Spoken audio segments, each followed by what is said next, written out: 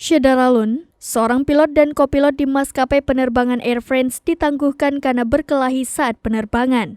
Insiden baku hantam antara dua pilot itu terjadi selama penerbangan dari Jenewa ke Swiss pada Juni lalu.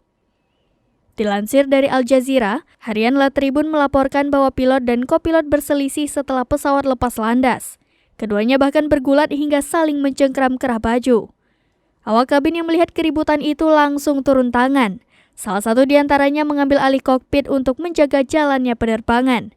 Beruntung, pada penerbangan itu berjalan lancar dan pesawat berhasil mendarat dengan selamat.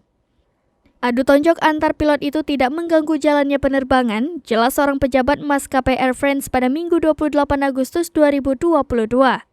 Ia menekankan komitmen maskapai untuk menjaga keselamatan. Kabar mengenai insiden ini muncul setelah Badan Investigasi Udara Prancis BEA merilis laporan pada Rabu lalu.